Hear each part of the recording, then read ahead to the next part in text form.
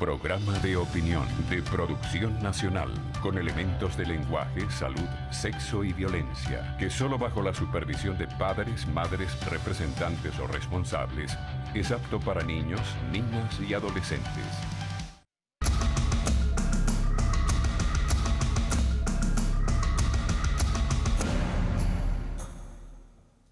Muy buenos días. Bueno, hoy es Día del Médico y nuestro reconocimiento a esos profesionales, sobre todo en este momento cuando la salud vive una situación que no es la ideal para una sociedad en pleno desarrollo o en desarrollo, como la desearíamos todos quienes habitamos en este país.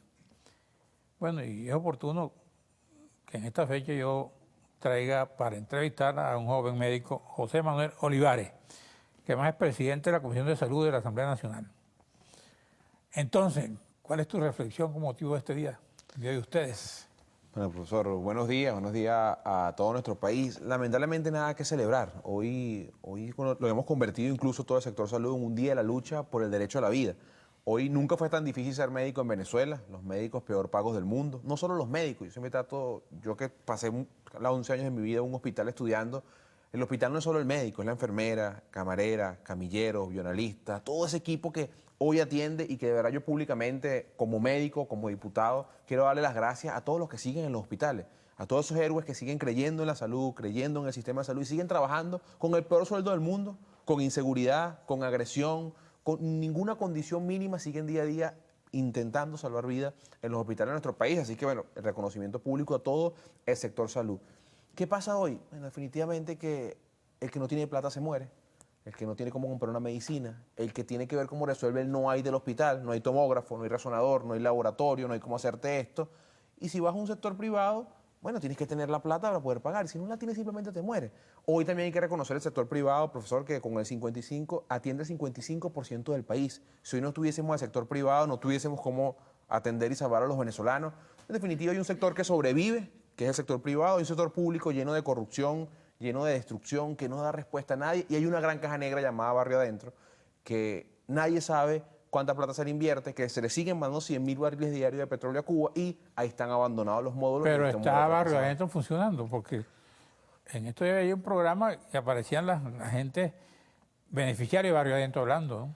Sí, al final nosotros con ese tema hemos sido muy claros. Barrio Adentro como idea no es mala. La prevención en salud es lo que hace todas partes del mundo. El problema con Barrio Adentro, que se convirtió en un gran negocio, es que nos trajimos médicos cubanos en vez de creer en el médico venezolano, que bastante historia y bastante compromiso social tiene. Y la verdad de Barrio Adentro hoy es que Barrio Adentro 1, que son los módulos, el 70% está cerrado.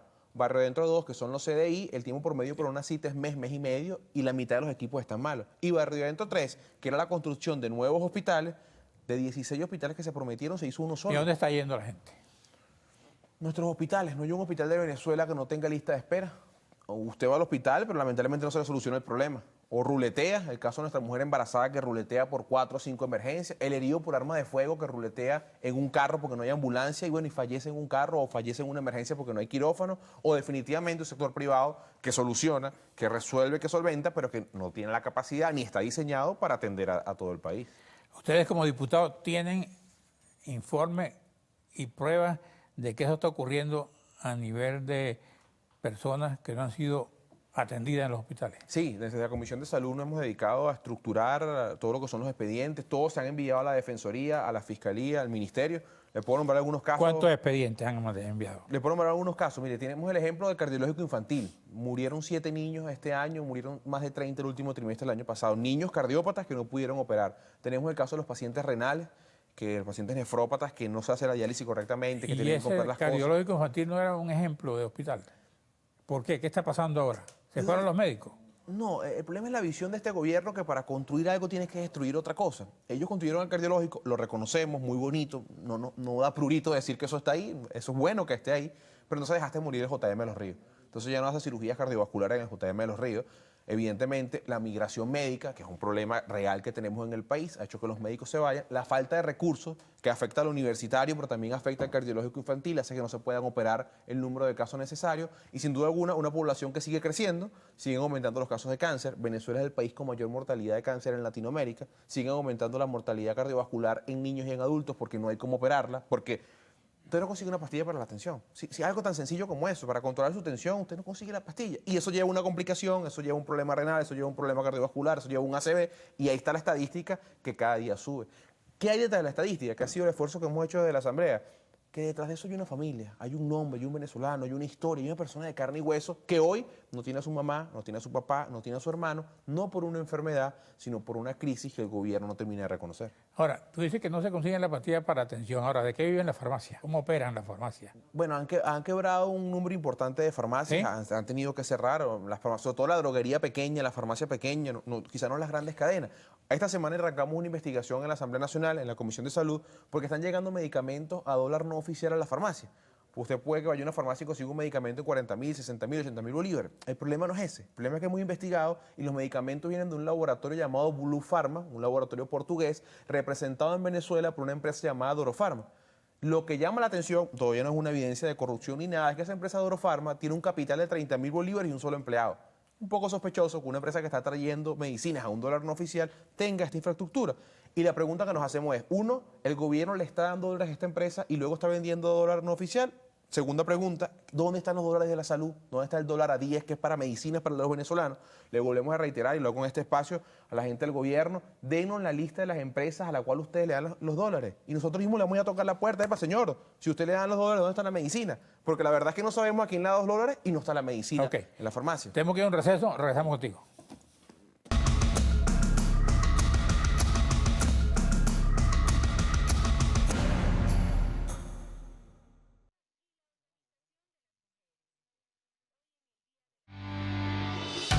Estás viendo Regiones.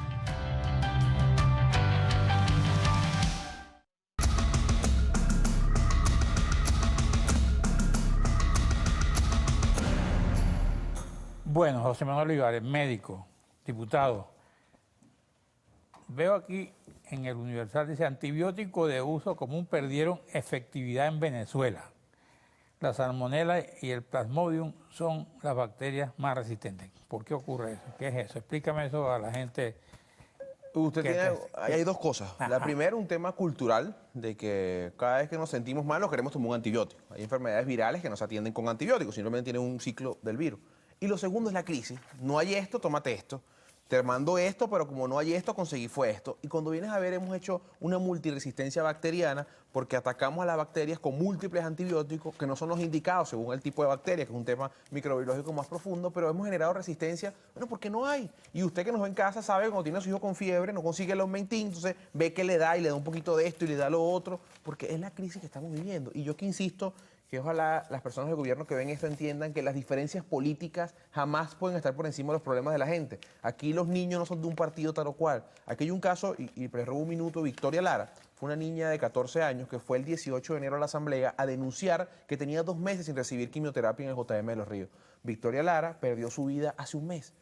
Victoria Lara nunca votó, nunca tuvo un partido, pero Victoria Lara pudo crecer, pudo tener un esposo, pudo tener un hogar, pudo tener una familia. Y no está con nosotros, no por una enfermedad, sino porque no hubo medicina. Y esa es la razón de nuestra lucha. Yo creo que si hay un punto que nos debe unir como venezolanos es la salud y la vida. Hay que dejar de plantear la política como un tema de testosterona, como un tema de ver quién insulta más o quién se la tira más bravo que el otro. Hay que recordar, y lo digo, fue la razón por la cual yo me metí en esto, a pesar de ser médico, que la política es una herramienta para servir, para ayudar, para solucionar los problemas a la gente, no para andar viendo quién insulta más o quién es más bravo que el otro. ¿Y antibióticos se consiguen? No, la escasez ahorita de antibióticos está alrededor de 75-80%. ¿Cuáles son las medicinas que, según la investigación que ustedes han hecho en la Asamblea Nacional, son más críticos en el abastecimiento? En este momento los medicamentos neurológicos están en un 98% de escasez. Medicamentos para las convulsiones, epilepsias, Parkinson, todo lo que es la esfera neurológica son los más escasos en el país. Los pacientes que convulsionan hoy no tienen cómo tratarse en el hospital ni en la casa. Seguido a eso están los pacientes oncológicos. Hoy no se consiguen medicamentos para el cáncer de próstata, para el cáncer de mama, para los linfomas. No hay en el país los esquemas completos, hay un 85% de escasez. Seguidamente tienes medicamentos antibióticos, un 75%. Luego los que son los medicamentos para los dolores, antiinflamatorios, antipiréticos, alrededor del 70% de escasez. Y cosas tan sencillas como pastillas anticonceptivas, que todas las mujeres que nos verán saben el sufrimiento para conseguir simplemente una pastilla anticonceptiva. Y en el caso de los neurológicos, hay muchos pacientes Claro, porque ahí que requieren de ese tratamiento. y es un caso dramático. Hay muchos casos de hospitales que pacientes que convulsionan y no tienes cómo epaminizar, cómo colocar una ¿Y qué simple pasa, ampolla de entonces? epamin. Cada convulsión genera un daño cerebral, cada convulsión genera, los movimientos tónico-clónicos de la convulsión generan daños o traumatismo a los pacientes. Muchos de ellos terminan con laceraciones por mordida de la lengua, otros terminan con afecciones neurológicas o incluso pierden la vida. Un paciente que con una simple pastilla no convulsiona. Lamentablemente, el no tener tratamiento hace que este paciente sea víctima de una enfermedad. Igual que ocurre con nuestros pacientes con cáncer, que no tienen cómo tratarse, entonces la enfermedad avanza, avanza, avanza, y cuando vienes a ver, tienes un estadio 4 que no puedes solventar. Casos dramáticos se viven en el JM de Los Ríos, en el Hospital Universitario, en el interior del país. Los informes que tenemos del Hospital Ruiz y Páez del Estado Bolívar, del Universitario de los Andes, del Estado Zulia, es la misma situación que cada día empeora, y nuestra desesperación y tristeza es que no hay una respuesta todavía. Pero del los gobierno. médicos de esos hospitales no salen a la calle a protestar esto o a denunciar estas cosas que tú estás denunciando, o tú eres el vocero de ellos, No. autorizado. No, yo nunca ¿Y quisiera... por qué los propios médicos no denuncian esto? Sí denuncia, profesor. Si están compartiendo esta crisis, pues. Uno de los gremios más conflictivos es el sector salud, un gremio que, sobre todo el médico residente que da la cara a los pacientes, que es el que le dice no vaya a la señora que trae a su niño a nebulizar. Todos los días en Venezuela hay protestas en los hospitales. Al final yo creo que estamos viviendo el mismo escenario de desesperanza que debemos vencer, todos debemos vencer esa desesperanza de creer que este país puede cambiar, que el elemento de lucha y de protesta sí logra resultados. Lamentablemente el tema comunicacional se complica en el país, con el tema de los medios, el tema del miedo, no hay que poder decir, los médicos le dan miedo que los agredan, que se los lleven presos, como hicieron con el doctor de los Magallanes de Catia, que nos costó una gran lucha que lo tuviesen en libertad, pero uno de los sectores más combativos y conflictivos son los médicos que salen a protestar y me llena de orgullo, ni siquiera decir que le suban el sueldo, siendo los peores pagos del mundo, médicos que salen a decir, ¿dónde están las medicinas? Quiero trabajar, quiero operar, quiero poder salvar vidas, pero lamentablemente seguimos sin respuesta. Se han ido últimamente al exterior médicos, la migración. Para que puedan hacer una proyección, les voy a hablar de mi caso. Yo me gradué de médico en el año 2010. Ajá. Nos graduamos 85 médicos en la Escuela Vargas de Medicina. Ajá. Nos fuimos a reencontrar en el 2015, a los 5 años de graduado, y la reunión fue de 5 personas. De 80 médicos quedamos 5 en el país. Y eso lo podemos hacer la misma proyección con todas las escuelas médicas de Venezuela, con todas nuestras facultades médicas. La migración médica es un gran problema hoy.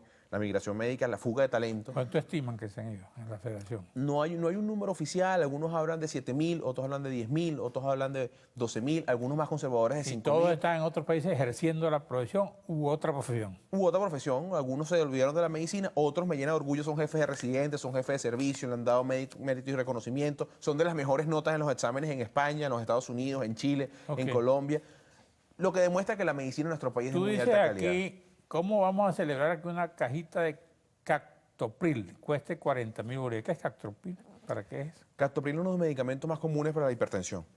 Y ahí hablábamos con lo que yo le decía. Ahí está los sartán también. Los sartán potásico, enalapril, hay una amplia gama, estamos hablando, digamos, los más sencillos. Y no existen.